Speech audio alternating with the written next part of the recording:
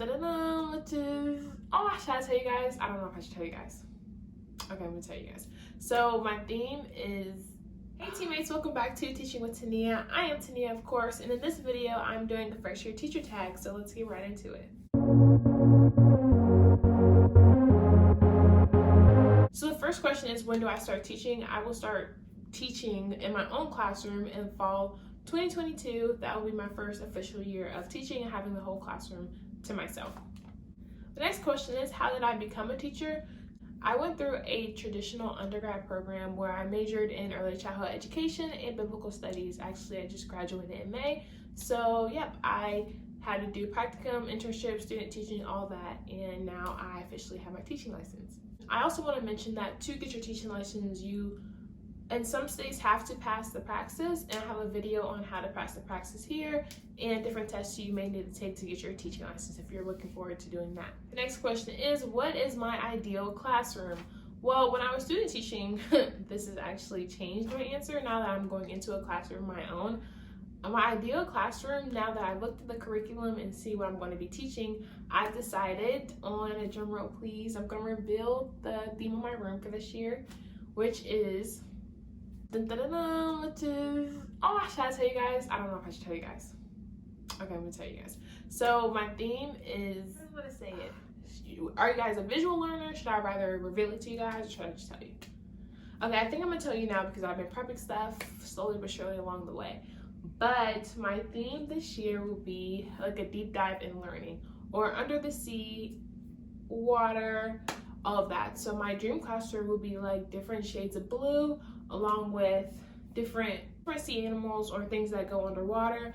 So yeah, actually I can show you guys this is a sneak peek for you guys for sure, but I just got these affirmations. These are so cute. I am respectful. I am special, and I want to laminate these and put these like around my classroom. I'm worthy, I'm amazing. Like, guys, how cute is this? And it's like little sea animals. And so my ideal classroom would be like different shades of blue, and if I could have a whole blue classroom that looks like a fish tank, like that would be my ideal classroom. Can I bring my ideal classroom to life the way I want it to look? Probably not on the first day of school. Like, I have so many ideas, but classrooms aren't clean, so I don't know if I'll be able to bring everything together for the first day of school. But of course I can add things as the year goes on. It's just the first day of school, you want it to be perfect for your students, and that doesn't look like that's going to happen this year. So ideally my classroom would be a whole ocean water theme in different shades of blue. The next question is, what is my favorite online resource? Plickers is an online resource for teachers, not for students. For those of you guys who don't know what Plickers are, it's online for teachers, and then for students, they just have to basically have a sheet of paper, and then you do A, B, C, D, and you go around and you can like ask them questions and think about things as a class to see, did they get what you taught, or do you need to do reteaching? It could be a formative assessment, a summative assessment, really whatever you need. You can put whatever questions you need on there, but basically you get to see where your students are at, and it's hard for them to cheat. So that's why I like it. It's an online resource for teachers, and it summarizes your data very quickly so you can see what students aren't getting it, what students are getting it. If you don't want to pass out a sheet of paper and grade it all the time, it's just a lot of back and forth. So that's why I like that this is an online resource. So the next question is, what is my favorite drink at Starbucks? If you watch my student teaching tag, a few months ago, let's say February, I didn't really drink Starbucks. But my friend, actually, Jordan, got me addicted. So I just recently got into Starbucks, and I don't drink coffee for like I need it, I need energy. It's just like it tastes really good and it makes my day for some reason. To this white iced chocolate mocha, I think it is.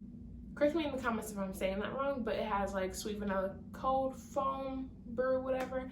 And then it also has caramel drizzle, so I like it and it just makes my day when I get it. My goal is to not be dependent on coffee. I just like it every now and then, you know? The next two questions are, what's my favorite thing about teaching and what's been my least favorite thing about teaching? Of children, so anytime I get an opportunity to be around them and teach them makes my heart happy. But my favorite thing about teaching is, of course, being that bright light in a student's life or in their day. It depends on their situation, just to have a safe place they can come to and like just have that connection with them, and then of course have them learn and stuff click in their head. The part as well is like seeing them apply what you teach them, whether it's behavior management, social emotional learning, even how to be a good citizen or be a good friend. All of those things, like, I genuinely enjoy that. And then my least favorite thing would have to be paperwork. It's like paperwork on top of paperwork. Like, geez, teachers are drowning in paperwork. So if you see a teacher, ask them if you can help them out with any paperwork, because it's a lot, let me tell you. Paper flow, papers come and go all day, every day. But hey, we love it, don't we? The next question is, what will I be teaching? So I will be teaching 3rd grade, my dream grade, absolute favorite grade, ELA and social studies, and my students will flip-flop classes. Well, we have the same group of students, it's just morning, afternoon. And my partner teacher will be teaching science and math. The next question is, what is my ideal class size? Actually, I just got my roster. I'm so excited. Ideally, the classes that I have now. So right now, I have 17 in the first block, and then like 18 in the next one. So overall, it's not like too many students in one class, but also it's not like, wow, we're just having conversations with each other, because there are only like 10 people in the class. You guys might not think that's true, but I had experience in a private school, and let's just say that was the case sometimes. 17 to 20 is like my first class, and then 17 to like 20 will be my second class. I think that's the perfect number. And to be honest, for some reason, when I've always dreamed about me being a teacher, I always wanted to have like more than one class, but I never wanted to teach like self-contained or be in the same class every day. So really, this is a dream come true. Like, I am so excited about the opportunity that I have to teach these kids and how our schedule will be working. I have my roster, my schedule, so everything is falling into place, and the school year is about to start. I'm so excited to actually put everything that I've learned into practice and have a classroom of my own. Actually, that is the next question. What am I most looking forward to this year? I would have to say just building my own relationship as the teacher. I feel like sometimes when you're a practicum or student teaching, like, it's hard to find that balance between, or it's like a parent, mom and dad relationship with your teacher, your mentor teacher, and then your student teacher. And sometimes kids don't know who to listen to, and it's just like this weird dynamic, like, who's in charge now? Are you in charge, or the other teacher's in charge? So having a classroom of my own where it's not that confusion, and at the end of the day, what I say goes. And of course, I want my students' input, but I'm looking forward to having that consistency across the board and setting high expectations for my students and then seeing them followed. So the last question I'm going to answer is, what is going to be like my classroom management style, or how do I plan to like discipline my students? Like I mentioned before, I'm teaching 3rd grade, so my students are older, and I want to put the responsibility of the actions on them. So I decided on this class chip idea that they're actually blue to fit my ocean theme, but they're blue chips, so the students, every student will start off with 3, and then I don't want to reward like little bitty behaviors. Like, you don't get rewarded for doing the right thing. Like, you should be doing the right thing, but if you go like above and beyond, great, you can get a chip. And so everybody starts off with 3, and then they can earn chips throughout the week, and then on Friday they can go to a prize box and pick a prize. And usually the goal will be like 8, maybe the first quarter, and then maybe 10 the second quarter, and just keep upping it so that students know, like, at the end of the day, like, it's expected for you to behave.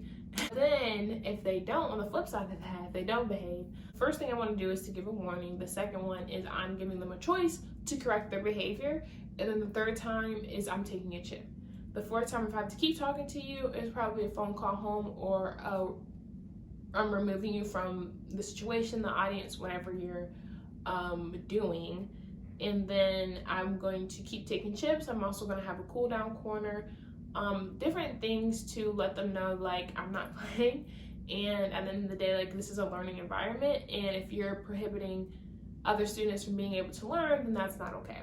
That's what I want to do as individual accountability. And then another thing I was thinking about doing I want something whole class, is quarterly doing something like teacher versus student. So if they were good that day, either I get a point, or if they were not so good that day, then I get a point. So it's like teacher versus student, and at the end of the quarter, whoever has the most gets a prize. Probably for students, it would be like a pizza party or a pajama day, something that they can vote on as a class. And then if I win, then they probably get nothing. So I I'm not sure about that because I still have to ask my partner teacher, and I want us to be on the same accord when disciplining students so that it's across the board, and we want to run a pretty tight ship, especially because students have a lot of catching up to do.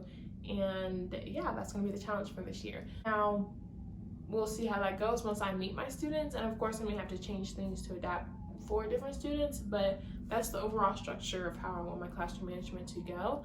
And I'll definitely keep you guys updated as the school year goes along. If you want to answer any of the questions down below, I would love to hear you guys' responses. Don't forget to create a great day, and I'll see you guys in my next video.